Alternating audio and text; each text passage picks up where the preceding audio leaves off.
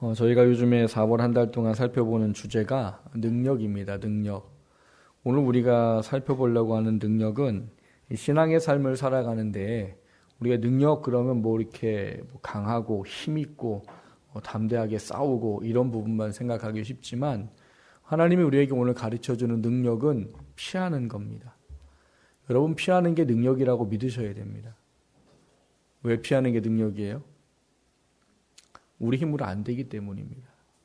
오늘 우리는 우리 힘으로 할 수 없는 거예요. 이거를 하는 건 불가능한 겁니다.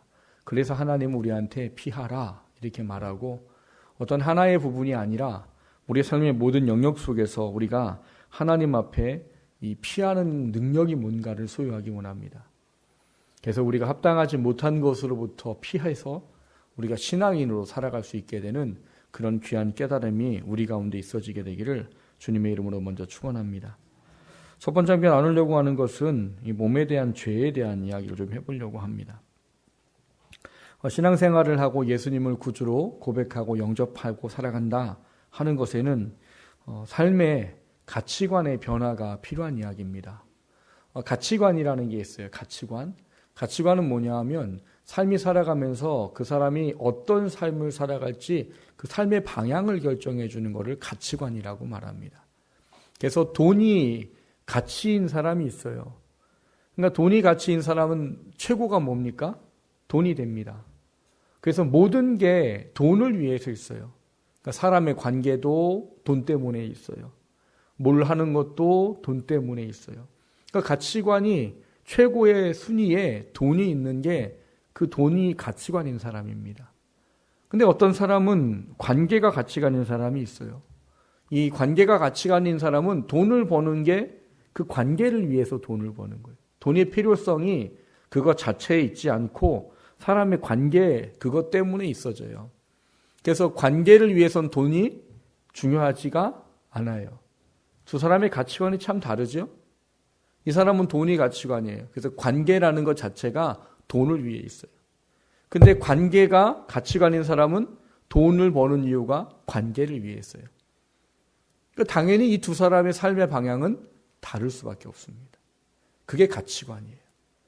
근데 예수님을 믿으면 우리가 이 세상의 육신의 가치관을 갖고 살던 우리가 예수의 가치관으로 하나님의 가치관으로 바뀌어지는 삶을 살아야 되는 겁니다. 그게 돼야 진정한 믿음이고 신앙이고 우리가 하나님 앞에 온전한 그리스도인의 구원받은 삶을 사는 거예요. 가치관이 변하지 않는 건 깨달음이 없기 때문입니다. 가치관이 그냥 성령을 받고 예수를 믿는다고 한꺼번에 모든 것이 다 깨달아지느냐? 아니에요. 그래서 성경을 읽어야 되는 거고 말씀을 들어야 되는 거고 성경을 배워야 되는 겁니다. 그래야 그 속에서 내가 구원받은 삶으로 살아가는 가치관이 뭐냐 이거를 발견하게 되는 거예요. 그래야 비로소 우리가 구원받은 합당한 삶을 살아가게 되는 겁니다. 그래서 예수님을 믿으면 가치관이 바뀌어야 돼요. 그래서 이 가치관을 바뀐다는 차원의 문제는 지금 시대를 살아가는 시대 속에 세상에서 옳다고 말하지만 하나님이 아니라고 하면 우리는 아니라는 가치관을 가지고 살아가야 되는 사람들이라는 거예요. 오늘 본문은 우리에게 그런 가치관의 변화에 하나의 이야기를 해줍니다. 근데 저는 여러분들과 이 하나만 이야기하지 않고 여러 부분을 좀 같이 이야기할 겁니다. 왜냐하면 오늘 사도 바울이 말하는 이 가치관은 이것만 말하고자 하는 것이 아니기 때문입니다. 이거를 대표로 이 설명을 하기 위해 쓴 거기 때문이에요. 오늘 이 사도 바울이 말하고 있는 가치관의 중요한 맹칭점은 뭐냐 하면 13절과 18절에 보면 음란, 음행 이런 거예요. 음란, 음행이 뭘까요? 여러분, 성이라는 거예요. 성이라는 건 하나님이 우리에게 주신 축복의 선물입니다. 그거를 그렇게 이해하셔야 돼요. 왜? 하나님이 우리에게만 허락한 하나님의 특별한 선물이기 때문입니다. 그런데 이것이 행위는 똑같은데 어떤 행위를 하느냐에 따라서 이게 축복의 하나님의 선물이 될 수도 있고 어떻게 행위하느냐에 따라서 이것이 하나님이 죄라고 굉장히 무섭게 다루는 범죄가 되기도 된다는 거예요. 여러분, 우리가 하나님이 창조의 원리 속에서 우리에게 이 성이라는 것을 주셨어요. 그거는 짐승과 다른 겁니다. 여러분, 짐승들은 언제 교배를 하죠? 교미를 하죠? 여러분, 걔네들은 1년 내내 안 합니다. 걔네들은 1년 내내 안 해요. 하나님이 이 새끼를 낳을 수 있는 시기를 주셨어요. 각 동물마다. 그 동물들은 그때만 교배를 하고 그때만 새끼를 낳는 게 전부예요. 근데 사람은 어때요? 때가 없어요. 다 때가 없어요. 그래서 원하면 언제든지 할 수 있어요. 근데 그거를 왜 선물이라고 말하느냐? 하나님이 주시는 가족이라는 공동체, 아내와 남편이라는 존재가 사랑을 하고 그 관계를 더 깊이 하고 아껴줄 수 있는 도구로 준 게 바로 이 성이에요. 그래서 그 안에 온전히 쓰여지면 이건 복입니다. 이건 은혜예요. 그런데 하나님은 법을 두셨어요. 무슨 법을 두셨어요? 결혼한 이외의 관계는 전부 다 그거는 죄라고 규정을 해버리셨어요. 그래서 그 죄에 대한 문제를 굉장히 무섭게 다룹니다. 율법에 보면 어떻게 돼요? 창으로 찔러 죽여라 이렇게 돼 있고 돌로 쳐서 죽여라 이렇게 돼 있어요. 요즘 사람들이 생각하면 이해가 가요, 안 가요? 안 가요. 우리나라도 얼마 전에 뭔가를 풀어버렸지요. 뭘 풀어버렸어요? 간통죄를 풀어버렸습니다. 그래서 간음죄가 없어요. 행복하세요? 그게 행복하면 이상한 거예요. 예수 믿는 우리들에게는. 하나님은 하나님이 창조의 원리 안에서 주신 거에서 그것을 지켜나가도록 합니다. 근데 왜 제가 오늘 이 말씀을 드리는가 하면 시대마다 하나님이 주신 원리가 아닌 이 어떤 쾌락 자체의 가치관을 맞추고 살아가는 그런 시대가 너무나 많다는 거예요. 여러분, 요즘만 타락하다고 생각하세요? 여러분, 우리는 몇 해 전에 간음이라는 게 풀렸지만 외국은 훨씬 더 이전에 풀렸어요. 그리고 요즘에는 참 말하기 어려운 동성애에 대한 문제들도 외국 같은 경우는 이미 다 풀렸고 우리나라는 아직 안 풀렸지요. 그거 가지고 교계가 부모들이 싸우고 있는 이런 문제들도 있습니다. 중요한 것은 이게 시대가 가면 갈수록 더 심해질 거란 사실이에요. 성경에 보면 디모데후서 3장에 뭐라고 말합니까? 말세에는 고통당하는 때가 이른다 이렇게 말하고 쾌락 사랑하기를 하나님 사랑하는 것보다 더 할 거다 이렇게 이야기를 하셨어요. 그렇기 때문에 말세가 되면 될수록 지금과는 상상할 수도 없는 성적인 죄들이 분명히 넘쳐날 겁니다. 근데 참 재밌는 건 여러분, 이게 요즘 시대에만 있었느냐? 아니에요. 사도 바울이 고린도 전서를 쓸 AD 50년 때도 있었고 그보다 수천 년 전에도 있었습니다. 지금하고 다르냐? 다르지 않아요. 여러분, 성경을 보면 무슨 얘기가 나오냐 하면 우상을 섬길 때 그 우상을 섬기는 과정 중에 마지막 단계가 뭐냐? 혼음이에요. 혼음. 혼음이 뭐예요? 그냥 아무나 붙잡고 성적인 관계를 하는 거예요. 참 재밌는 거는요, 바알 신을 믿든 아세라 신을 믿든 어떤 신을 믿든 이게 똑같아요. 시대도 지나도 똑같고 어떤 신은 다 다른데 행위는 다 똑같아요. 왜일까요? 그 뒤에 사탄이 있기 때문이에요. 그런 신은 없잖아요. 사람이 만들어낸 거기 때문에. 근데 그 뒤에 사탄이 사람의 가장 연약한 부분을 알기 때문에 이 본능에 대한 문제를 가지고 하나님으로부터 멀어지도록 하는 것을 씁니다. 그리고 이거는 본능이에요. 본능이기 때문에 사람들이 이거를 원하게 되어 있어요. 그래서 우상을 섬기는 것에 사람들이 원하는 본능을 해결할 수 있는 것을 넣어 놓은 겁니다. 그래서 사람들이 어떻게 하는 거예요? 제사를 드리고 아무나 붙잡고 성적인 관계를 하는 거예요. 근데 이게 그날따라 딱 숫자가 맞으면 좋은데 안 맞을 수도 있잖아요. 그래서 그 예전 신전부터 뭐가 있었느냐? 남창, 여창, 미동, 죄송하지만 짐승까지 준비를 해줬어요. 왜요? 남자가 뭐라면 여자 창녀를 대주고, 여자가 뭐라면 남자 창녀를 대주고, 거기다 동성애도 허락이 되고요. 미동은 뭐예요? 어린 아이예요. 왜 요즘 말하면 소아 성애자라고 말해요? 이건 정신 나간 사람들이에요. 그러니까 이 발달하지 않은 어린 아이들에게 성적인 쾌감을 느끼는 정신병자들이 있어요. 그래서 그 아이들을 가지고 성적인 욕구를 채우는. 근데 지금만 그런 게 아니고요. 성경에 보면은 수천 년 전에도 그런 게 있었어요. 심지어는 현대말로 말하면 수간이라고 말해요. 수간. 짐승과 간음을 한다. 그때에도 있었어요. 여러분 상상이 안 가지요. 지금도 그런 사람들이 있습니다. 지금도 짐승하고 성적인 관계를 갖는 사람이 있어요. 지금도 어린아이를 성적인 도구로 사랑하는 사람이 있어요. 근데 뭐 이런 거를 하제하고 현대에는 이 성적인 거에 대한 문제들이 다 풀어져 버려서 그것이 그냥 뭐 괜찮다라고 여겨지는 시대입니다.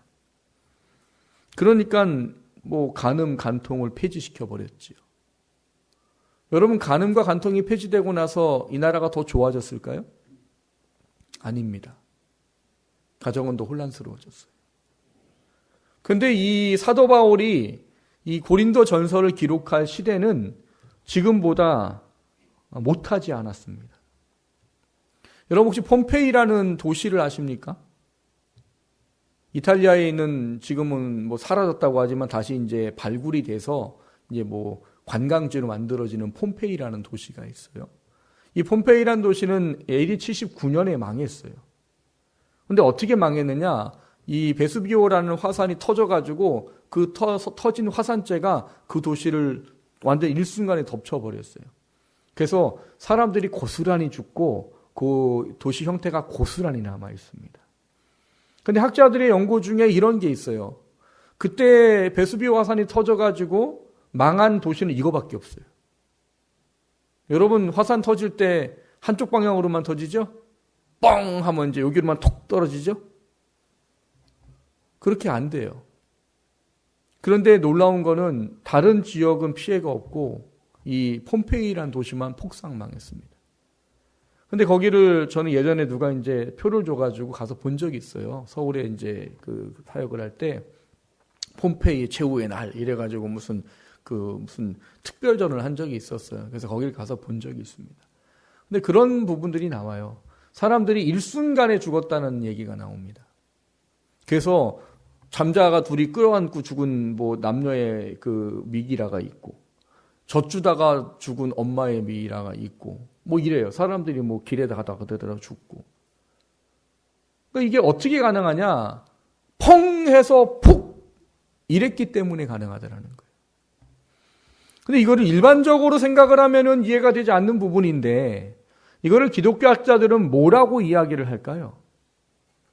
기독교 학자들은 그 도시가 하나님이 심판을 하셨다라고 이해를 합니다. 왜 그러냐? 그 폼페이라는 거기를 가보면은요, 뭐 여러 가지 막 나와요.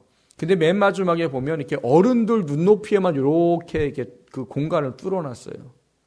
거기에 빨간 거로 써 있어요. 애들은 보지 마세요. 애들은 보지 마는 건 뭐가 있을까요? 그 안에? 뭐 어른들만 봐야 되는 게 있는 거죠. 거기를 들여다보면 어떤 뭐 이게 있어요. 근데 여러분 요즘에는 뭐 우리나라도 그게 다 없어졌는데 예전에 우리 왜 집에 보면 뭐가 있었죠? 문패라는 게 있었죠. 문패. 문패에 뭐가 있어요? 아버님 이름이 있었잖아요. 왜 또 저 새로운 것처럼 다 이렇게 쳐다보세요. 아버님 이름이 있었잖아요. 그 집안에 호주. 그게 나의 시대가 지나면서 이제 왜 엄마 이름은 없냐고 엄마 이름도 같이 넣고 막 그랬잖아요. 지금은 다 없어졌죠. 그러니까 문패를 보면 이 집안이 누구네 집이구나 이걸 알았단 말이에요. 예전에는요. 근데 이 폼페이라는 도시에도 문패 같은 게 있었어요. 근데 그 문패가 뭐였을까요? 혹시 안 가보셨어요? 죄송합니다. 예배 시간에. 남자 성기가 문패예요. 그 성기의 크기를 가지고 이 사람이 얼마나 권력을 가졌냐 안 가졌냐를 표식을 하도록 했어요. 그리고 폼페이라는 도시는 도시마다 참 재밌는 게 있는데요. 골목이 다 한 사람만 간신히 지나갈 수 있는 정도로 돼 있답니다. 골목이 다. 이게 왜 그럴까요? 이 성적으로 타락한 도시가 뭘 원했을까요? 여러분, 제가 이렇게 그 골목을 지나가요. 근데 저쪽에서 여자가 와요. 그럼 어떻게 해야 돼요? 피할 수가 없어요. 안고 돌아야 돼요. 모든 골목이 그렇게 되어 있어요. 그러니까 그 도시는 특화되어 있는 도시예요. 뭐예요? 성적인 쾌락이 특화되어 있는 도시. 그래서 골목이 다 한 사람만 지나가는 도시, 골목이 되어 있어서 어떤 여자든 남자든 무조건 안고 돌아야 되는 거예요. 안고 도는 거예요. 폼페이라는 도시가 성적으로 타락한 도시라는 어떤 그 부분들을 유물을 통해서 확인이 됩니다. 그 도시가 참 신기한 거지요. 불가사의인 거예요. 왜? 베수비오 사단이 터졌는데 거기만 일순간에. 그건 정말 이런 거예요. 펑 해서 폭. 이러지 않고는 불가능하다라는 거예요. 근데 그것은 그 도시만의 이야기가 아니었고요. 로마가 집권하고 있는 모든 대다수의 큰 도시들은 대부분 성적으로 타락하고 문란했습니다. 그래서 여러분 혹시 오늘 가서 유튜브나 이런 데 쳐보세요. 로마 시대의 성문화 이런 거 쳐보세요. 상상할 수 없는 이야기들이 쏟아져 나올 겁니다. 엄청난 2000년 전이잖아요. 그래서 그 이전도 뭐 다를 게 없어요. 오늘 이 말씀을 드린 이유는 뭐냐 하면 사도 바울이 고린도 교회에 이 본문을 기록한 이유와 목적이 있기 때문에 그렇습니다. 여러분 아까 그런 말씀 드렸습니다. 예수님을 믿으면 가치관이 변해야 되는 거예요. 가치관이 변한다는 것을 다른 말로 할 때 무슨 말을 쓰냐면 리크리에이션 이런 단어를 씁니다. 전 영어를 잘 못해요. 이해해 주세요. 리크리에이션이 뭐예요? 재창조라는 뜻이에요. 재창조. 예수님을 믿으면 우리가 재창조되는 거다라고 봐요. 그럼 재창조된다는 말이 뭐냐 하면 하나님은 우리 인간을 처음 창조하셨을 때 창조하신 근본적인 목적과 본질이 있으세요. 근데 타락하고 난 이후의 사람들이 그 목적과 본질로부터 돌아서서 내 육신의 삶을 위한 내 이 본능이 원하는 것을 위한 삶으로 살아가는 존재로 바뀌어져 버렸어요. 그게 바로 세상의 가치관이에요. 그런데 예수님을 믿게 되면 이 가치관이 어떻게 되는 거예요? 다시 창조 때의 하나님의 원리로 돌아옵니다. 그래서 하나님이 무엇을 원하시는지의 삶을 살아가게 되는 게 예수를 믿는 거예요. 그래서 그거를 리크리에이션, 재창조라고 말하는 거예요. 근데 지금 아까 말씀드렸잖아요. 이 로마 시대 때의 사람들은 그냥 이 본능에 미쳐 살았어요.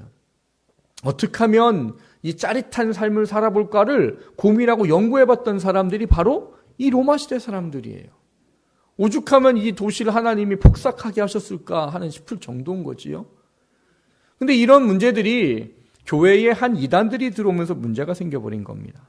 어떤 이단들이 들어왔는가 하면 영지주의라는 이단이 들어왔어요. 영지주의라는 이단은 뭐냐 하면 이 지식적인 신적인 깨달음만 가지면 구원을 받는다 이런 이 지식적인 종교예요. 이단이에요. 근데 이 이단은 좀 두 개로 좀 구분이 됩니다. 하나는 뭐로 구분되냐? 영지주의를 가진 사람이 이 영적인 거를 깨닫다 보니까 이 세상은 다 더러운 거예요. 그래서 금욕주의의 삶을 사는 파들이 있어요. 금욕주의. 그 세상 것은 다 더러운 거고 육적인 건 다 더러운 거고 금욕주의의 파가 생깁니다. 근데 또 반대가 있어요. 반대의 영지주의는 영적인 게 중요한 거야. 그래서 그 사람들은 육신을 뭐라고 보느냐? 영혼이 갇혀있는 감옥이라고 봅니다. 그래서 그 사람들의 구원은 뭐예요? 죽는 거 자체가 구원이에요. 왜? 죽으면 영과 육이 분리되어 버리니까. 그러니까 이제 영이 영적인 신적인 이 생각을 갖고 있으면 이제 구원이라 이렇게 얘기를 해요. 그래서 이쪽 한 반대쪽의 사람들은 그냥 야 구원 받으면 되는 거고 그냥 마음껏 원하는 대로 살아도 돼. 이런 어떤 방임주의의 사람들로 살아가는 거예요. 근데 고린도 교회는 이 두 쪽에 어떤 쪽이 강했을까요? 방임주의가 강했습니다. 그래서 그 시대에는 이 혼음, 이런 게 별게 아닌 거예요. 그 세상의 가치는 그게 별게 아닌 거예요. 왜냐하면 제사를 드리면 하는 게 그거니까. 로마의 지배를 받는 사람들은 다 그 제사의 문화를 다 이미 알고 있어요. 그러니까는 혼음이라는 문제가 별게 아닌 거예요. 근데 우리는 그 타락한 가치로부터 예수님을 믿고 변화되는 삶을 살아야 되는 사람이기 때문에 그 세상에서 말하는 그 음란과 음행에 대한 부분으로부터 우리를 지켜 보호하는 삶을 살도록 구원받은 사람입니다.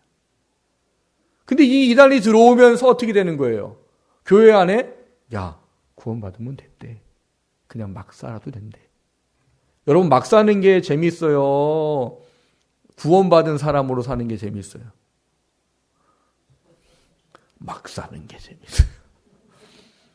물론 저와 다르게 성령이 충만한 분들은 막 사는 게 재미없고 영적으로 사는 게 재미있지만 저처럼 들떨어진 그런 사람들은 막 사는 게 재밌을 수 있어요. 그거를 죽을 때까지 싸우려니까 힘든 거지요. 막 사는 게 재미있어요. 그러니까 교회에 구별되는 삶을 살아야 되는 사람들이 그것들이 들어와가지고 야, 마음대로 해도 돼. 그러니까 옳거구나, 좋구나가 돼버린 거죠. 그래서 교회 안에 뭐가 벌어지게 하겠을까요? 혼음이 벌어지는 겁니다. 생각해 보세요. 오늘은 김 집사님과 즐거운 하루를 보내고 내일은 박 장로님과 즐거운 하루를 보내고 그 다음 날은 이 권사님과 즐거운 하루를 보내고 그래도 된대요. 행복하시죠? 행복하면 안 되는 거예요.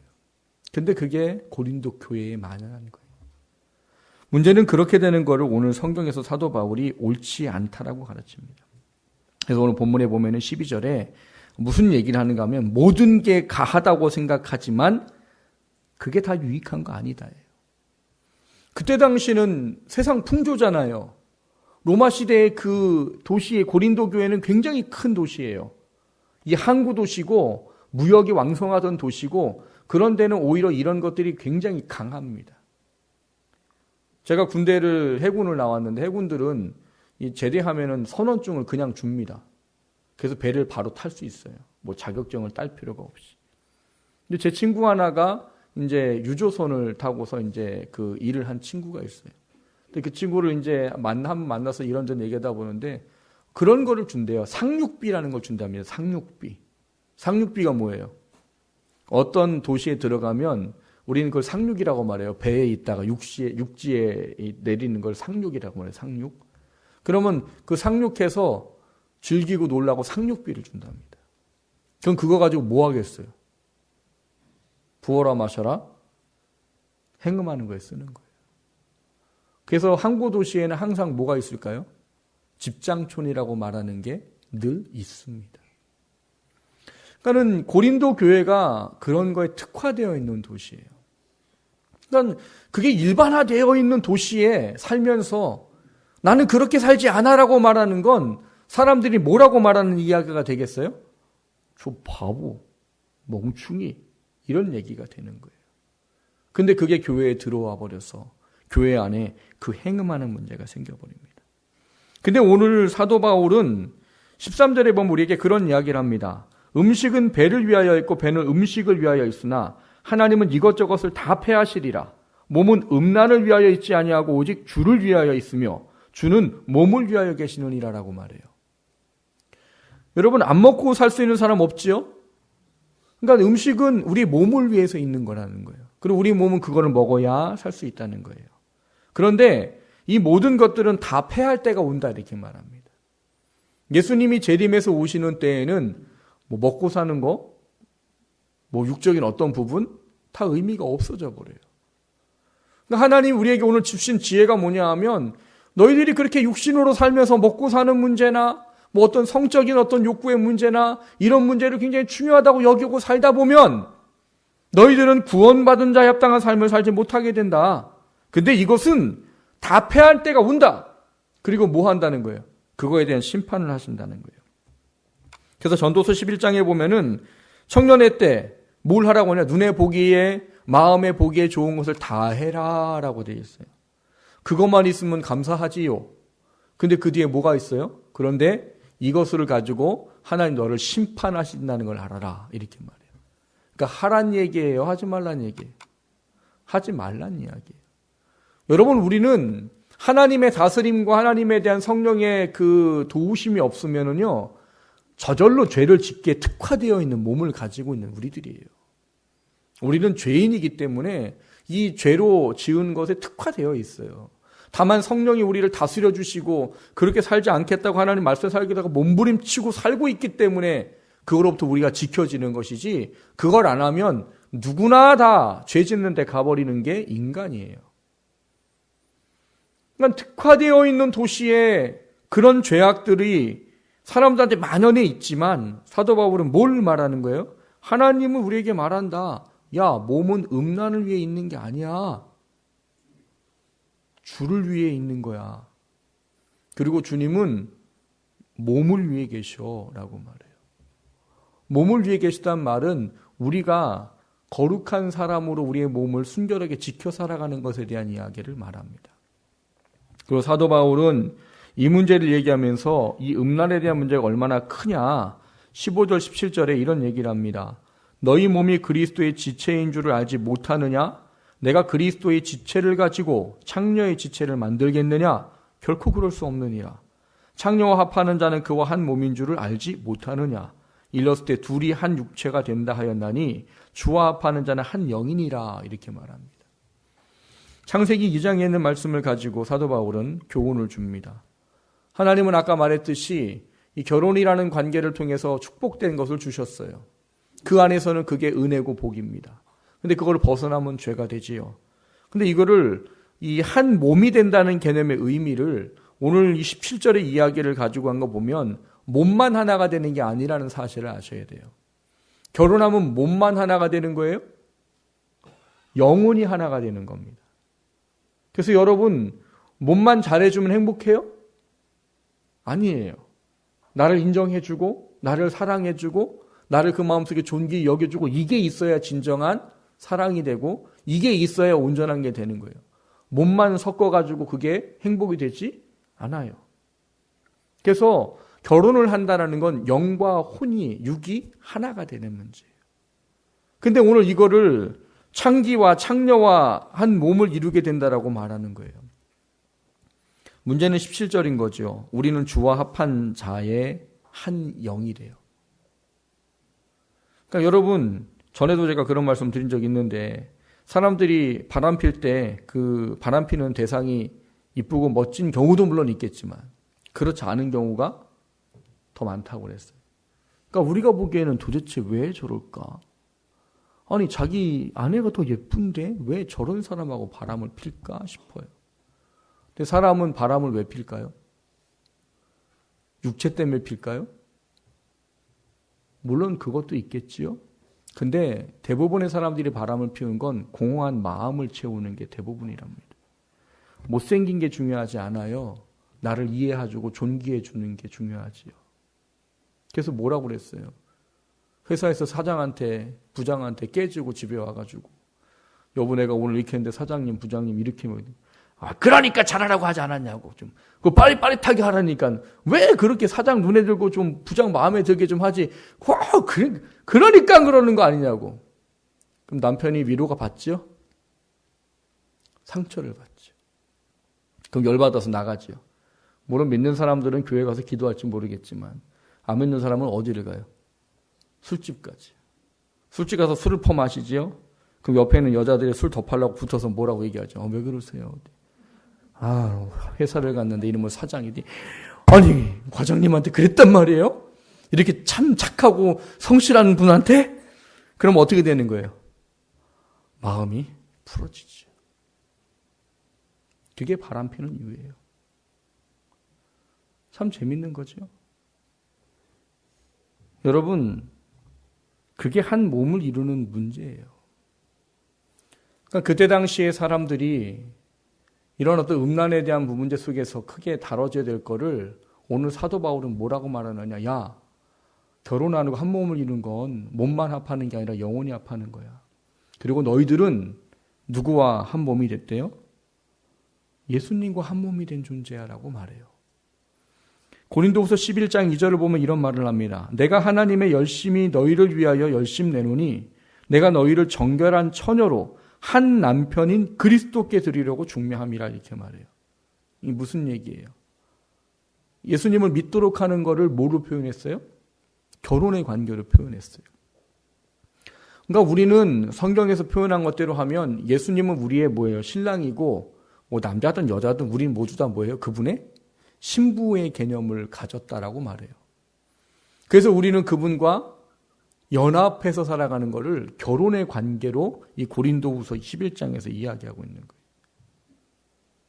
그래서 여러분 우리가 하나님이 아닌 예수님이 아닌 다른 걸 사랑하는 것을 무슨 말로 표현합니까? 간음으로 표현해요. 그렇죠? 영적인 간음이라고 표현해요. 우리는 하나님을 믿고 예수님을 믿어야 되는 그분만을 사랑해야 되는 사람인데 우리가 다른 우상을, 다른 존재를, 돈을 이런 거를 사랑하게 되면, 의지하게 되면 그거를 간음이라 이렇게 표현하는 이유가 그런 이야기예요. 그래서 하나님은 우리에게 뭘 말씀하시는 거냐? 우리가 이 하나님이 말씀하신 것 안에서 온전한 하나님의 은혜를 기억하고 하나님이 주신 창조의 질서의 원리 안에 그때 당시에 온 세상이 그냥 괜찮아라고 말하는 것으로부터 우리를 지키라는 거예요.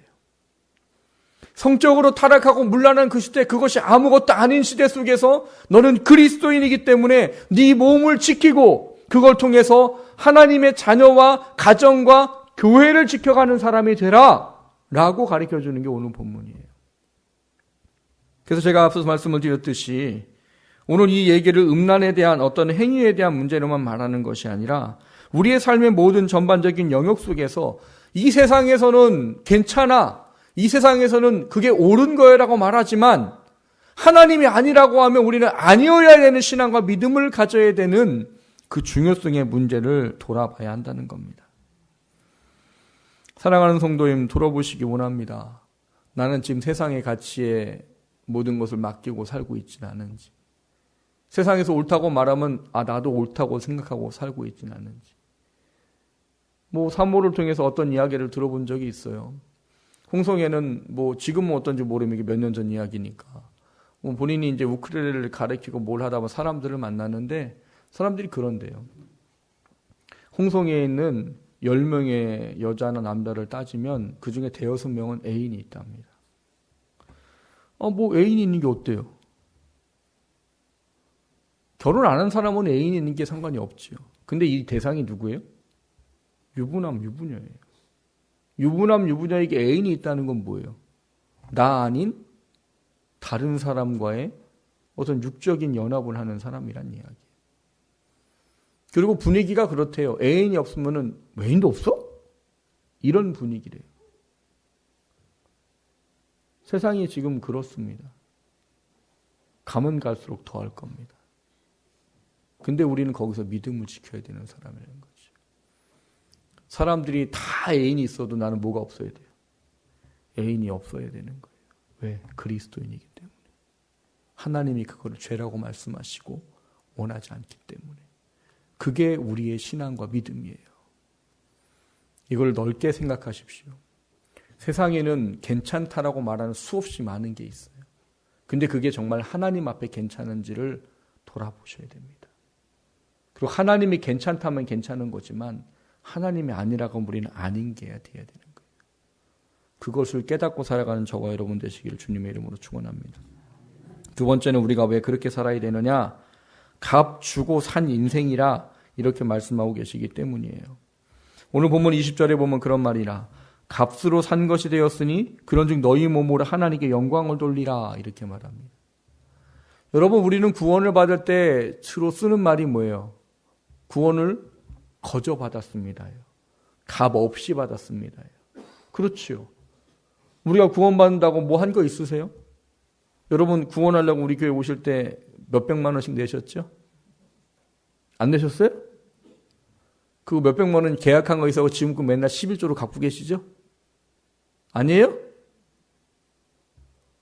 아니면 착한 일을 많이 하셨죠? 그래서 구원받죠. 구원은 오직 믿음으로 받습니다. 그래서 행위로 말미암지 아니하고 육체를 자랑하지 못하게 할 위험이라고 말씀하셨어요. 그래서 우리는 구원은 그냥 믿기만 하면 하나님께 거저 주시는 거예요. 근데 이게 우리는 거저 받는다고 오해하는 게 있어요. 뭘 오해해요? 이게 값없이 이루어진 거다라는 착각을 합니다. 여러분 구원이 값없이 이루어졌을까요? 하나님은 우리를 구원하기 위해 엄청난 대가를 치르셨습니다. 그 대가가 뭐예요? 아들을 십자가에 달려 죽도록 하나님인 그분을 인간의 피조물로 오게 하시고 당신이 만드신 피조물한테 조롱과 핍박과 침뱉음과 매맞음과 찢기심과 십자가에 달려 죽게 하는 것을 하고 우리가 구원받았어요. 그래서 그거를 성경은 대속이라고 말합니다. 대신 값을 갚아주셨다라고 말해요. 원래는 우리가 죄인이기 때문에 우리 죄를 가지고 우리가 지옥 가고 고통과 형벌을 받아야 돼요. 근데 하나님 우리를 사랑하시기 때문에 우리를 구원하시기 위해 하나님인 아들을 이 땅에 보내가지고 대신 죽게 하시고 그 놀라운 값을 치르고 우리에게 구원을 이루어 주신 거예요. 구원은 거저 이루어진 게 아니에요. 하나님이라는 분이 대신 이 땅에 오셔서 모든 것을 받고 죽고 난 이후에 우리에게 주어진 거예요.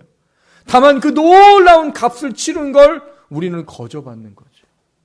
쉽게 설명을 드리면 여러분 아이들이 뭐 사달라고 할 때 있잖아요. 저희 시차례가 대부분 이제 바닷가에 있는 시골 교회이기 때문에 거기는 어떤 목사님 하면 그런 얘기 하더라고요. 어린이날이 두렵대요. 네. 손주들한테 선물을 사줘야 되는데 한 번은 아무 생각도 못하고 애하고 이제 그 마트를, 대형 마트를 가서 선물 사주려고 봤더니 이런 장난감들이 10만 원은 뭐 값도 아니래요. 20만 원, 30만 원. 자기가 정말 놀랬다고. 그래서 그분이 결단을 했대요. 앞으로는 무조건 5만 원 주기로. 선물 안 사주고. 선물 사주려니까 감당이 안 되더래요. 여러분 아이들은 뭔가 갖고 싶어요라고 부모한테 아니면 뭐 할머니 할아버지한테 얘기해요. 그럼 걔네들은 그거를 받을 때 값을 주고 받나요? 그냥 받아요. 그러나 아버지와 어머니와 할머니와 할아버지는 엄청난 출혈을 해야 됩니다. 그거를 값을 그들이 치러주고 애들은 거저 받는 거예요. 그게 구원이에요. 하나님은 엄청난 값을 치르셨고 우리는 그분의 자녀이기 때문에 구원을 거저 받았다는 거예요. 구원이 값이 없고 값싼 게 아니란 말이에요. 그래서 오늘 본문에 뭐라고 말한 거예요? 나는 너를 값으로 샀다라고 말하는 거예요. 그 값이 뭐예요? 하나님이신 그분이 인간의 몸으로 오셔서 죄 없으신 그분이 이 죄인을 위해서 대신 십자가에 죽어주신 거예요. 그리고 그 값을 주고 샀다라고 말해요. 그렇기 때문에 그분이 말씀하시는 게 뭐예요? 너희 몸을 음란을 위해 살지 마라. 너희 몸을 세상의 가치에 두고 살지 마라. 너희의 인생을 썩어 없어지고 끝나는 것에 맞추고 살지 마라. 영혼을 보고 살고 너를 구원한 주님을 보고 살고 너를 구원하기 아들을 보내주신 하나님을 바라보고 살라는 거예요. 그래서 20절에 뭐라고 말합니까? 너희 몸으로 하나님께 영광을 돌리라 이렇게 말하고 있어요. 오늘 본문은 우리에게 이 하나님에 대한 영광을 돌리는 삶으로 값주고 산 사람들에게 중요한 하나의 팁을 전해줍니다. 어떤 이 나를 육신의 어떤 가치와 세상의 가치로부터 나를 지킬 수 있는 중요한 하나의 교훈을 주고 있어요. 그 교훈이 뭐냐? 18절을 보시면 뭐라고 써 있어요? 음행을 피하라. 여러분 정욕을 이길 수 있습니까? 물론 남자와 여자의 차이가 있어요. 물론 여자들하고 다 그렇지 않다는 건 알아요. 그러나 일반적으로 여자보다는 남자가 성적인 욕구가 강합니다. 그건 본능이에요. 본능. 하나님이 주신 본능이에요. 그러니까 이 성적인 욕구가 강한 거를 내가 이겨내야지 한다고 될까요? 제가 옛날에 광명시 사역할 때 어떤 분 얘기를 들었어요. 광명시에도 그 중간 시장 골목에 옛날에 집장촌이 있었습니다. 그런데 어떤 목사님이 그 여자들을 영혼을 구원하겠다고 거기에 들어가셨대요. 어떻게 됐을까요? 그분이 포주가 되셨어요. 뭘 하러 들어갔는데? 영혼을 구원하겠다고 그 영혼들이 불쌍하다고 거기 들어갔는데 왜요? 자기를 몰라도 너무 모르는 거죠. 여러분 사람마다 연약한 것은 다 다릅니다. 어떤 사람은 성에 약하고 돈에 약하고 뭐 다 달라요. 문제는 사탄이 그 다른 모든 것을 우리가 본능적인 차원에서 공격을 한다는 사실이에요. 본능은 여러분 이성을 이기는 겁니다.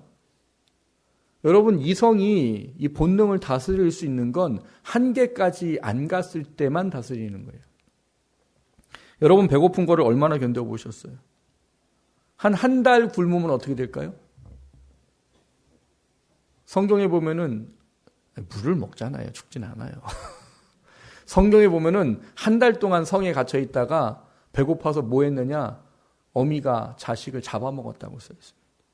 상상이 가세요? 어떻게 부모가 자식을 잡아먹어요? 근데 한 달 굶으면 이성을 잃어버리면 자식도 잡아먹어요. 그게 본능이에요. 성적인 것도 똑같습니다. 뭐 어떤 학자 연구를 제가 읽어본 적이 있어요. 옛날에 그 사회복지를 공부하면서 남자와 여자의 차이를 이해해라 라고 말하면서 무슨 얘기를 하냐면 남자는 열을 안 먹어도 살 수 있는데 열을 관계를 안 가지면 그때부터 미친답니다. 이해가 안 가지요. 근데 남자는 그런 존재예요. 그러니까 사탄은 그거를 건드리고 쓰는 거예요. 근데 그거를 본능이 얼마나 무서운지를 잘 모르고 그거에 대해서 우리가 나는 예수님 믿으니까 싸워서 이겨야지. 본능은 안 된다니까요. 그래서 하나님이 가르쳐 주는 거예요. 뭐 하라고요? 음행을 피하라. 디모데후서 2장 22절에 이렇게 말합니다. 또한 너는 청년의 정욕을 피하고 주를 깨끗한 마음으로 부르는 자들과 함께 의와 믿음과 사랑과 화평을 따르라 이렇게 말해요. 여기도 뭐라고 말해요? 청년의 정욕을 피하라. 이건 피해야 되는 거예요. 제가 설교 초대 그런 말씀 드렸습니다. 그리스도인의 능력을 가지고 산다는 것 중에 하나가 뭐냐? 피하는 능력이에요. 여러분, 내가 컴퓨터 게임 중독자예요. 근데 나 컴퓨터 게임 안 할 거야 라고 하면서 맨날 컴퓨터 한번 앉아 있어요. 그러면 이게 이겨져요? 기도하면서 주님, 오늘은 이걸 게임을 안 하겠나이다 하고 기도하고 딱 컴퓨터 앉아갖고 막 하면은 이겨요? 못 이겨요. 예전에 제가 모교회 사역할 때 어떤 집사님의 간증을 들었습니다. 본인은 뭐 교회는 오래 다녔는데 그분 얘기가 그래요. 청년부 때 개고기에 삶아가지고 소주 한 개짝을 사갖고 청년부 교회 수련회를 갔던 분이래요. 아무도 모르게. 왜? 결국 이 한 자기랑 친한 3명이 점심 먹고 몰래 산에 올라갔대요. 그래서 개고기를 켜놓고 이제 난리가 난 거예요. 밤이 돼도 이 친구들이 안 오는 거죠. 결국 전도사님하고 청년 다 찾았더니 산 꼭대 3명이 만취가 돼갖고 들어넣어 자고 있더래요. 이제 그분이 이제 예수님을 인격적으로 만나서 이 술은 내가 먹으면 안 되는 거구나. 내 거룩한 몸이구나. 이걸 깨달았대요. 그 술을 끊으려고 하니까 이게 정말 미치겠더래요. 그분이 이제 그 역에서 전철역에서 내려가지고 집까지 가는데 이 다이렉트 코스로 가면 15분이래요. 근데 거기가 그 술집이 많아요. 술집이. 근데 그분 얘기가 그래요. 지나가면 술 냄새가 단 게 온답니다. 저는 한 번도 술집 지나는데 냄새를 맡아본 적이 없는데 술 냄새가 난대요. 그래갖고 막 미치겠대요, 막. 그래갖고 이분이 결단을 하고 뭘 했냐. 15분이면 갈 거리를 30분 돌아갔답니다. 그 냄새 때문에 미치겠으니까. 결국은 술을 끊으셨어요. 그분 뭐 장로님 되고 지금 신앙생활 잘하고 계세요. 여러분, 우리 힘으로 안 되는 거는 피하는 게 능력이에요. 여러분, 그리스도인은 가야 할 때가 있고 가지 말아야 될 게 있습니다. 그리스도는 해야 될 게 있고 하지 말아야 될 게 있어요, 분명히. 근데 하지 말아야 될 것, 가지 말아야 될 곳에 가 있으면서 내가 예수의 사람으로 살겠습니다. 그건 못 이겨요. 사탄은 도저히 이거 못 이기게 합니다. 그래서 뭘 하라는 거예요? 피하라는 거예요. 여러분, 가족을 지키기 위하면서 음란한 자리에 가 있으면 어떻게 가족을 지킵니까? 세상의 가치와 판단이 최고라고 여기는 곳에 있으면서 거기에서 내가 어떻게 하나님의 사람으로 지킬 수 있냐고. 그건 불가능한 거예요. 그래서 오늘 우리에게 가르쳐 주는 거예요. 피하라고. 피하는 게 신앙인의 능력이에요. 피하는 건 여러분 비굴한 게 아니에요. 피해야지만 이길 수 있기 때문에 나는 피하라고 말하는 거예요. 사랑하는 성도 여러분, 피하는 능력을 소유하십시오. 내 신앙과 믿음을 지키기 위해서 피할 능력을 주었어요. 술이 안 끊어지면 술자리 안 가야지요. 담배가 안 끊어지면 담배 피는데 안 가야지요. 음란한 게 안 끊어지면 음란한 곳에 안 가야지요. 그게 능력이에요. 오늘 본문과는 좀 다른 이야기일지도 모르겠지만 여러분이 가정을 지키기 위해서 이 음행에 대한 문제를 좀 돌아볼 걸 한 가지 좀 말씀을 드립니다. 여러분 결혼하고 살면은 이쁘고 잘생기고 몇 년이나 가세요? 저희 사모는 늘 그래요. 자다가 저를 보면 놀랜대요. 어느 순간 사각이 되어져 있고 머리는 벗겨져 있는 옆에 이상한 사람이 누워 있어서 자다가 벌떡벌떡 놀랜대요. 여러분 사모가 저를 사랑할 만 하겠어요? 저는 뭐 할 말은 없어요. 다 이쁘다고 하니까. 저는 뭐 할 말은 없어요. 근데 여러분 저를 보고 사랑을 느끼는 게 이상한 거예요? 정상인 거예요? 대답 못 하시잖아요, 지금. 이상한 거예요.